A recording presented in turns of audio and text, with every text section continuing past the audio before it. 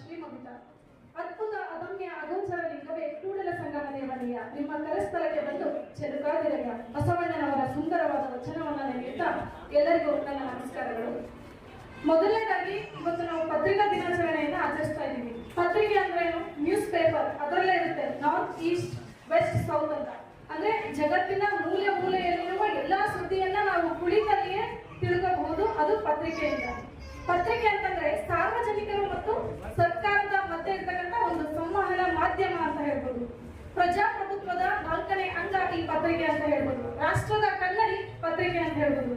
ಪತ್ರಿಕಾ ದಿನಾಚರಣೆಯ ಹಿನ್ನೆಲೆಯನ್ನು ನಾವು ಕೂಡ ತಿಳ್ಕೋಬೇಕು. ಕನ್ನಡದ ಮೊದಲ ಪತ್ರಿಕೆ ಮಂಗಳೂರು ಸಮಾಚಾರ. ಅದು 1843 ಜುಲೈ 1ರಂದು ರೆವರೆಂಡ್ ಹರ್ಮನ್ ಮೋಗ್ಲಿಂಗ್ ಅಂತಕ್ಕಂಥ ಒಬ್ಬ ಸಂಪಾದಕರು ಮೊಟ್ಟ ಮೊದಲನೇದಾಗಿ ಮಂಗಳೂರು ಸಮಾಚಾರ ಪತ್ರಿಕೆಯನ್ನ ಪ್ರಕಟಿಸಿದರು. ಅಲ್ಲಿಂದ ಅದು 6 ತಿಂಗಳವರೆಗೆ ಪಾಕ್ಷಿಕ ಪತ್ರಿಕೆಯಾಗಿತ್ತು. ನಂತರ ದಿನಪತ್ರಿಕೆಯಾಗಿ ಹೊರಹೊಮ್ಮಿತು. ಪತ್ರಿಕಾ ದಿನಾಚರಣೆಯನ್ನ ನಾವು ಯಾಕೆ ಆಚರಿಸಬೇಕು ಅಂತಂದ್ರೆ, ಪತ್ರಿಕೋದ್ಯಮದಲ್ಲಿ ಅಂದ್ರೆ ಪತ್ರಕರ್ತರ ಕಷ್ಟಗಳನ್ನ ತಿಳ್ಕೋಬೇಕು, ಅವರಿಗೆ ನಾವು ಸವಲತ್ತುಗಳನ್ನ ಕೊಡಬೇಕು. ಹಾಗೂ ಇವತ್ತು ಪತ್ರಕರ್ತರು ಎಲ್ಲರೂ ಏನಂತ ಅಂದ್ರೆ, ಪತ್ರಕರ್ತರು ತುಂಬಾ ಆರಾಮಾಗಿರ್ತಾರೆ, ಅವರೆಲ್ಲ ಆರಾಮ್ ದುಡ್ಡು ಜಳಿಸ್ಕೊಂಡು ಆರಾಮಾಗಿರ್ತಾರೆ ಅಂತ ತಿಳ್ಕೊಂಡಿರ್ತಾರೆ. ಆದ್ರೆ ಅವ್ರಿಗೆ ಎಷ್ಟು ಕಷ್ಟ ಇರುತ್ತೆ ಅಂತ ಅವ್ರಿಗೆ ಮಾತ್ರ ಗೊತ್ತಿರುತ್ತೆ. ಹವಾಮಾನ, ರಾಜಕೀಯ, ದೇಶ ವಿದೇಶ ವಿಚಾರಗಳು, ಮನೋರಂಜನೆ, ಕ್ರೀಡೆ ಮುಂತಾದವುಗಳನ್ನ ನಾವು ಪತ್ರಿಕೆಯಿಂದ ತಿಳ್ಕೋಬಹುದು. ಇನ್ನು ಪತ್ರಿಕೋದ್ಯಮದ ಮಹತ್ವ ಏನಪ್ಪಾ ಅಂತಂದ್ರೆ, ಸಾರ್ವಜನಿಕ ಜಾಗೃತಿ, ರಾಜಕೀಯ ಹೊಣೆಗಾರಿಕೆ, ಸಾಮಾಜಿಕ ನ್ಯಾಯ, ಆರ್ಥಿಕ ಪರಿಣಾಮ, ಸಾಂಸ್ಕೃತಿಕ ಪ್ರಭಾವ, ಇದೆಲ್ಲವನ್ನು ನಾವು ಪತ್ರಿಕೆಯಿಂದ ತಿಳ್ಕೋಬಹುದು.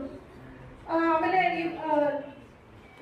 ಮಂಜಮ್ಮ ಜೋಗತಿ ಅವ್ರ ಮುಂದೆ ನಾನು ಇವತ್ತು ಭಾಷಣ ಮಾಡ್ತಿರೋದು ನನ್ನ ಅದೃಷ್ಟ ಅಂತ ಹೇಳ್ಬೋದು. ವೀಣಾ ಹಿರೇಮಠ ಅವರು ಇವಾಗ ಒಂದು ಮಾತು ಹೇಳಿದ್ರು, ತೊಟ್ಟಿಲನ್ನು ತೂಗುವಾಗ ಈ ದೇಶವನ್ನು ಆಳಬಲ್ಲದು ಅಂತ.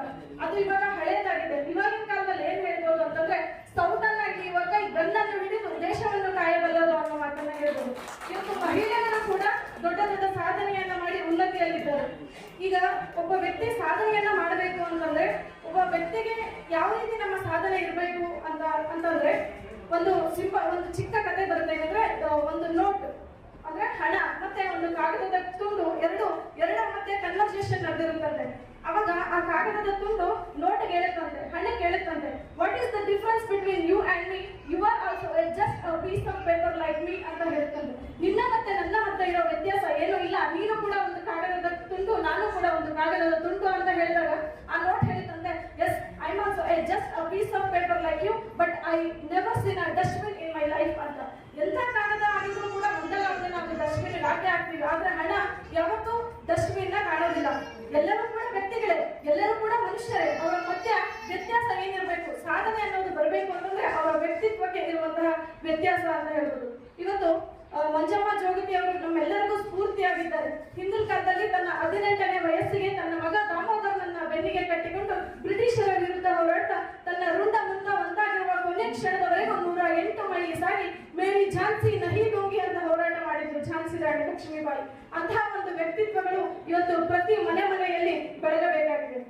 ಮಹಾಭಾರತದಲ್ಲಿ ಅಯ್ಯ ತಾವು ದಾರು ಅಂತ ಕೇಳಿದ ತಕ್ಷಣ ಧರ್ಮಗುಣ ಕಲಾ ಪ್ರಭುತ ಕುಲದೀಪ ಸತ್ವದ ಚಪ್ಪಲ್ 56 ದೇಶದಲ್ಲಿ ಪಕ್ಕಪಕಾಣಿಕೆ ಒಪ್ಪಗೊಂಡಿಪ್ಪ ರಾಯರ ತಲೆ ಚಿಪ್ಪುಗಳು ಗಪ್ಪನೆ ಉದುರುವಂತೆ ಚಪ್ಪಲಿಸಿ ಕಟ್ಟಿದ ಕಡೆ ಶೌರ್ಯ ಧೀರನಲ್ಲದೆ ಹೆಕ್ಕಲಿ ಬರೆದಿ ಕದನಕ್ಕೆ ಬಂದ ಕಡಿಕರ ಕಸರ ಕಟ್ಟಿಸಿ ಧಿಕ್ಕರಿಸಿ ಹೆಕ್ಕಲಿಕ್ಕೆ ದಿಕ್ಕುಪಾಲು ಮಾಡಿದಿದ್ದ ಪ್ರಚಂಡ ಹರಿಬಲ ವಿರಾಮ ಭೀಮಸೇನರೆಂದು ಘಣಢಾಲಿ ಎಂದು ಜೈಬೇರಿಯಂ ನುಡಿಸರಿ ಅದ್ಭುತ ಸೌಖ್ಯ ಪ್ರದಾತ ಎಂದು ಹೇಳಿದಂತಹ ವಿಭಿನ್ನ ವ್ಯಕ್ತಿತ್ವಗಳು ಇವತ್ತು ಪ್ರತಿ ಮನೆಯಲ್ಲಿ ಬೆಳಗಬೇಕು. ನಮ್ಮ ರಾಷ್ಟ್ರ ನಿರ್ಮಾಣವಾಗಬೇಕು ಅಂತಂದ್ರೆ ಪ್ರತಿಯೊಂದು ಮನೆಯಲ್ಲಿ ಒಂದು ವಿಶೇಷವಾದ ವ್ಯಕ್ತಿತ್ವಗಳು ಬೆಳಗಬೇಕು. ಅದು ಸಾಧನೆಯ ದಾರಿಯನ್ನು ಹಿಡಿಬೇಕು. ಈ ರೀತಿ ಆಚರಣೆ ಆಗಬಾರದು. ಆ ಆಚರಣೆಗೆ ಅರ್ಥ ಬರುವಂತೆ ಪ್ರತಿಯೊಬ್ಬರು ಕೂಡ ಒಳ್ಳೆಯ ಮೌಲ್ಯಗಳನ್ನ ನಮ್ಮ ಜೀವನದಲ್ಲಿ ಅಳವಡಿಸಿಕೊಳ್ಳಬೇಕು. ಇನ್ನು ಕೊನೆಯದಾಗಿ ವಿರೂಪಾಕ್ಷಯ್ಯ ಸಾಲಿಮಠ್ ಸರ್ ಬಗ್ಗೆ ಹೇಳ್ಬೇಕು ಅಂತಂದ್ರೆ, ಅವರು ಮೂರ್ತಿ ಚಿಕ್ಕದಾದರೂ ಕೀರ್ತಿ ದೊಡ್ಡದು ಅಂತ ಹೇಳ್ಬೋದು.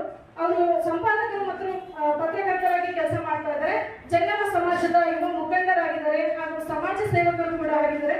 ಈ 3ನೇ ವರ್ಷದ ಪತ್ರಿಕಾ ದಿನಾಚರಣೆಗೆ ನನ್ನನ್ನು ಆಹ್ವಾನಿಸಿ ಮಾತಾಡಕ್ಕೆ ಅವಕಾಶ ಮಾಡಿಕೊಟ್ಟಿದ್ದಕ್ಕೆ ತಮ್ಮೆಲ್ಲರಿಗೂ ತುಂಬ ಹೃದಯದ ಧನ್ಯವಾದಗಳನ್ನು ಹೇಳ್ತಾ ನನ್ನ ಈ ಚಿಕ್ಕದಾದ ಭಾಷಣಕ್ಕೆ ಚೊಕ್ಕದಾದ ಚುಕ್ಕೆ ನೀಡುತ್ತಾ 2 ಮಾತುಗಳನ್ನು ಮುಗಿಸ್ತಾ ಇದ್ದೀನಿ. ಧನ್ಯವಾದಗಳು. RTV ಕನ್ನಡ ಚಿನ್ನದ ನಾಡಿನ ಕನ್ನಡಿಗರ ಧ್ವನಿ. ನಮ್ಮ ಚಾನೆಲ್ ವೀಕ್ಷಿಸಿದ ನಂತರ ಲೈಕ್ ಮಾಡಿ, ಶೇರ್ ಮಾಡಿ, ಸಬ್ಸ್ಕ್ರೈಬ್ ಮಾಡಿಕೊಳ್ಳಿ.